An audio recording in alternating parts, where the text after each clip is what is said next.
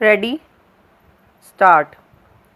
Mr. Vice Chairman, Sir, many brilliant speakers have preceded me.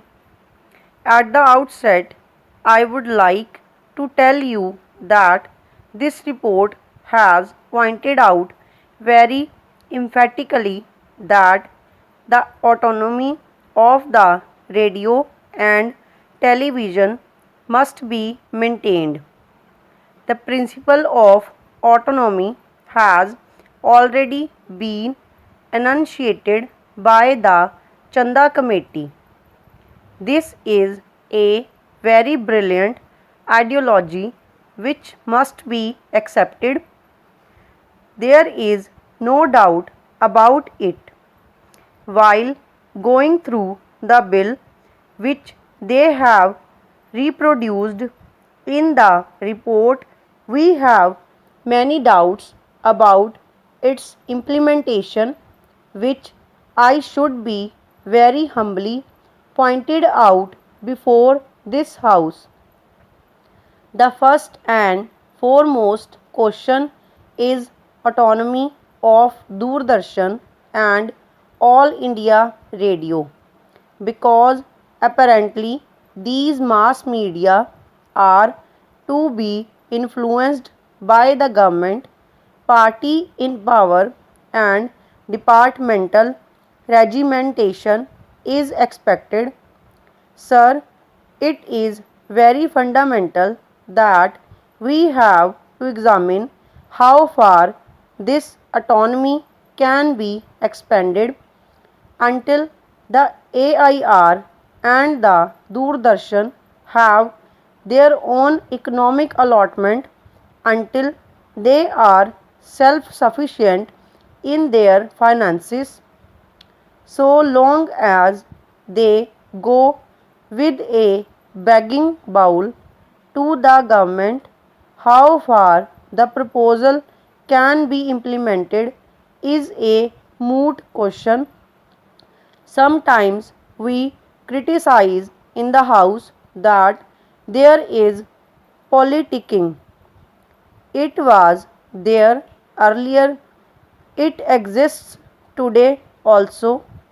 When a national perspective is emerging, if we compare the questions, we will see that when they approach the government for money, when the service is regulated by the government, it is expected that they act according to the whims of the departments and the authorities concerned. While we are going to have such a change, we see in this report what is reported to be happening in other countries of the world.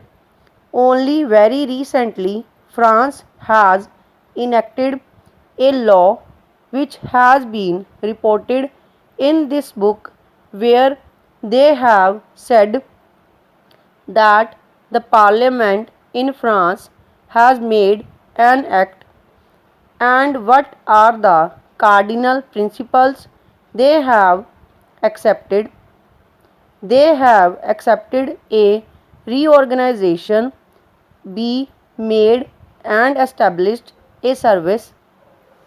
The service is controlled by a board of governors comprising half from the state, two from parliament representatives of the program companies, and two representatives of the staff elected by the unions.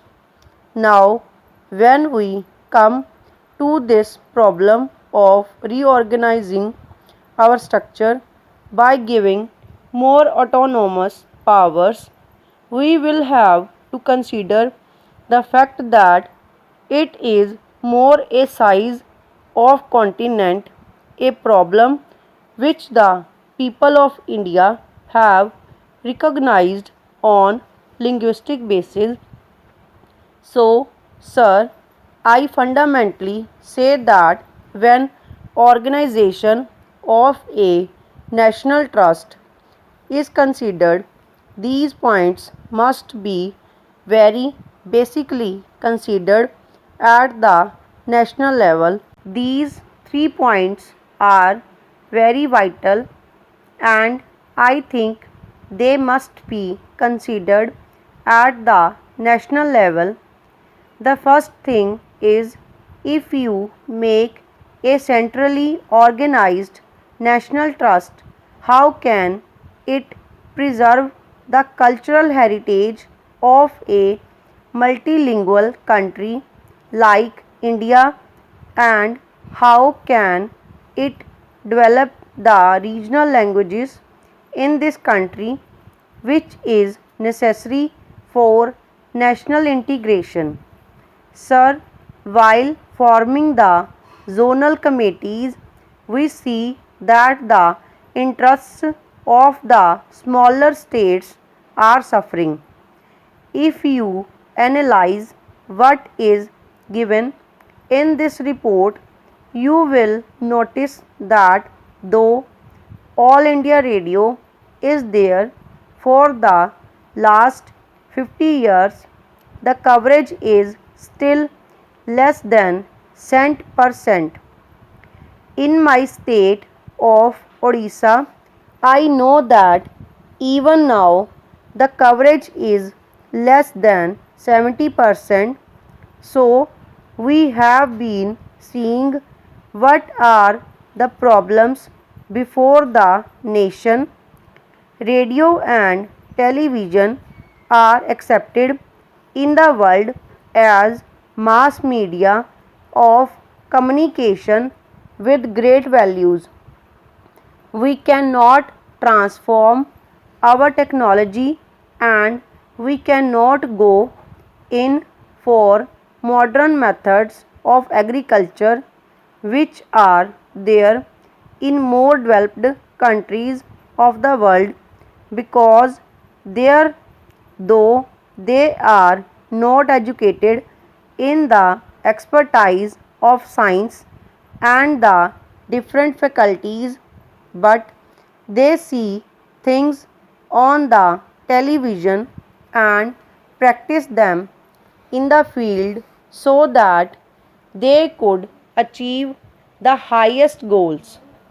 So, here the fundamental question is, and they have said it in this report also, that this autonomy cannot be poured from above, from external sources of organization.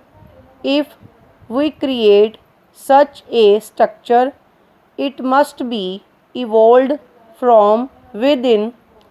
Then, what is the source for evolving from within? We have created trustees. Many members have said that there are part-time trustees, there are whole-time trustees. We see discrimination and so on. What do we expect of the trustees? What is their qualification? There will be nominated trustees. Amongst them, there will be a man of eminence in science and other of culture. These are the only two qualifying clauses it forming the trust. But the most fundamental thing is, if you want to increase the efficiency, if you want professionalism to grow so that you have a powerful media of radio and Doordarshan, then should we notice, recognize people who have worked for 30 or 40 years, professional people who are recognized in the field, the workers and artists who have suffered immensely and who have worked for the success of this thing? Should they not be recognized? This is very relevant question at present. Stop over.